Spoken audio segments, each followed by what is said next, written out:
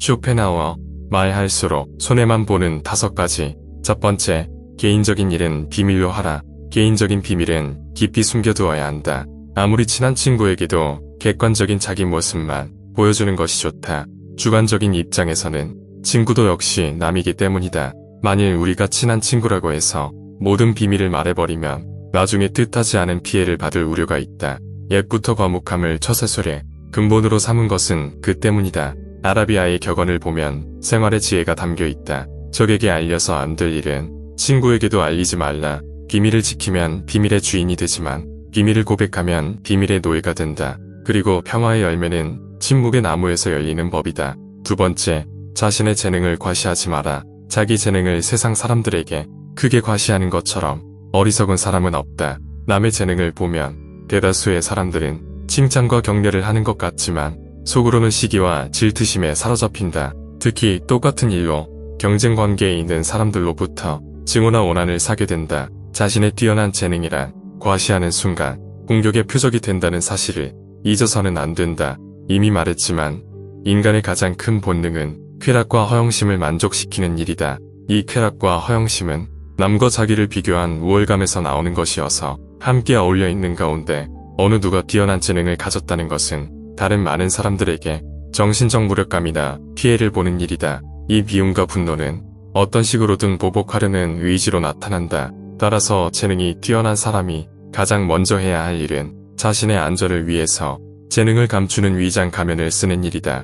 재능이 뛰어난 사람은 자신이 남들과 똑같이 평범하다는 것을 애써 보여야 한다. 잘난지 않은 사람들이 비움을 받는 것은 그 때문이다. 그러므로 높은 지위에 오르거나 돈이 많은 사람은 남들의 부러움과 존경의 대상이 되지만 재능이 뛰어난 사람이 합당한 존경을 받는 일은 거의 없다. 아마 그런 사람들은 성인군자들의 사회에서 살아야 제대로 존경을 받을 것이다.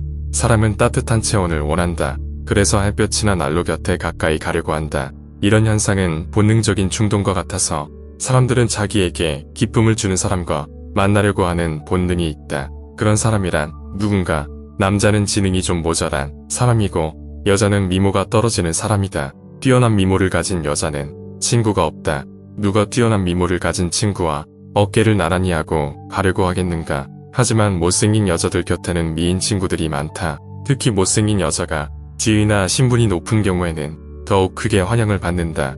남자 역시 머리가 비상한 천재에게는 친구가 모여들지 않는다. 이렇게 남자들은 좀 바보처럼 보여야 하고 여자도 외모가 떨어져야 다른 사람들이 친밀감을 느낀다. 세 번째, 자신이 겪고 있는 슬픔에 대해 말하지 마라. 진정한 우정이라는 것이 옛 신화에 나오는 큰 용의 전설처럼 실제로 있는 것인지 상상인지 나는 잘 구별할 수가 없다.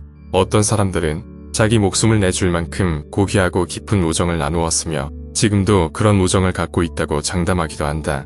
이런 각박한 세상에서 그런 친구를 둔 사람은 아주 다행이다. 그러나 가장 친하다고 믿고 있는 친구가 내가 없는 자리에서 다른 사람들과 나에 대한 뒷담화를 하였다면 아마 나는 그 친구와 얼굴을 마주하지 못할 것이다.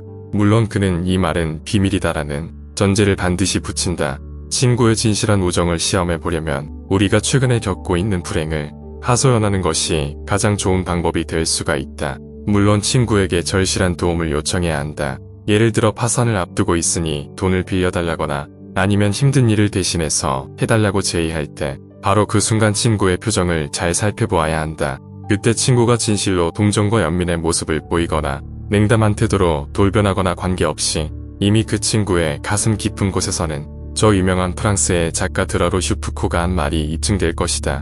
우리는 가장 친한 친구의 불행에 의해 고소한 기쁨도 함께 느낀다. 우리를 기쁘게 하는 일 중에 하나는 최근에 겪고 있는 친구의 불행과 슬픔에 관해 듣는 일이다. 이것이 인간이 지닌 특성이자 본성의 하나이다. 경쟁 상대 이웃 국가가 큰 재난이나 손해를 당했을 경우에 겉으로는 위로를 보내면서도 속으로는 고소한 느낌을 갖는 그런 감정이 개인인 친구 사이에도 분명히 존재하고 있는 것이다. 반대로 친구가 어마어마한 성공을 거두면 함께 기뻐하기보다 마음 한구석에 야릇한 시기심과 부러움이 싹 트는 그 심리가 바로 우정의 뒷면이다. 오랫동안 사귀던 친구의 발걸음이 뜸해지면 우정도 멀어진다.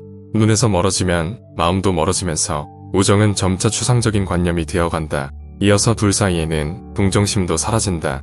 그 상황에서 친구는 서로 우정의 성실함을 내세운다. 그러나 참으로 성실한 것은 친구가 아니라 오히려 적이다. 누군가 당신의 친구가 되었다며 당신에게는 그가 어려운 상황에 처했을 때 손을 내미는 또 하나의 청구서가 추가된 셈이다. 네 번째, 상대의 생각이나 의견에 반박하지 마라. 남의 생각이나 의견은 반박해서는 안 된다. 남을 불합리한 생각에서 벗어나게 하려는 것은 불가능하다. 비록 구약 성서에 나오는 인물처럼 969세까지 살아도 그 목적을 달성할 수 없을 것이다. 또한 남과 얘기할 때는 아무리 호의적으로 말한다 해도 상대방의 잘못을 비난해서는 안 된다. 남의 감정을 사기는 쉽지만 그 잘못을 시정하기는 매우 어렵기 때문이다. 만일 남이 차마 귀로는 들을 수 없고 전혀 이치에 닿지 않는 말을 하더라도 개입할 필요가 없다.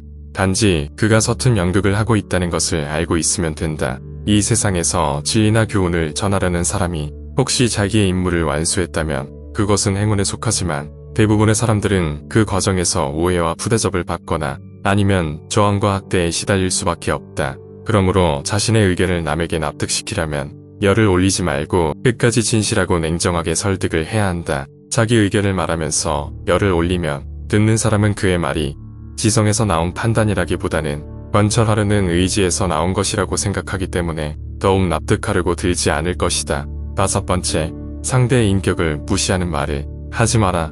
비록 천하고 가련하며 비웃음을 받아 마땅한 사람이라 할지라도 그의 인격을 무시해서는 안 된다. 오히려 모든 사람들의 인격 속에 존재하는 영원성이나 불멸성을 찾는 것이 중요하다. 아무리 나쁜 인격자를 만나더라도 그래 세상에는 저런 추악한 존재도 필요하지라고 생각해야 한다. 만약 우리들이 그런 사람을 적대시하면 우리들은 불의를 저지를 수밖에 없고 우리들의 일생을 원통투쟁에 걸어야 한다. 우리는 그런 사람의 개성과 성격 능력 기질 혹은 용모를 뜯어고쳐 새롭게 만들 수가 없지 않는가. 우리들이 그런 인격을 가진 자들과 싸워서 그들을 바꿀 수 있다면 모르지만 그렇지 않다면 싸워야 할 이유가 없다. 남들과 삶을 함께 살기 위해서는 다양한 인격들과 개성들을 포용하면서 살 수밖에 없다. 어차피 그들 내가 바꿀 수 없을 바에는 비난할 필요도 없다. 아무것도 말하지 말아라. 어떤 사람의 흉악한 성격의 일면을 파악한 뒤에 그 사실을 잊어버리는 것은 마치 애써 모은 돈을 창밖에 내던지는 것과 다름없다. 누구나 남의 성격을 파악한 뒤에는 그 사람에 대한 경계의 의미로 기억해두면 터무니없이 남을 믿어서 받는 손해를 피할 수 있다. 사랑하지도 말고 미워하지도 말아라. 이것이 제일 절반에 해당된다. 아무것도 말하지 말고 아무것도 믿지 말라. 그것이 지혜의 나머지 절반이다. 그러나 이런 명언을 지켜야 하는 이 세상에서 산다는 것은 얼마나 어처구니 없는 일인가.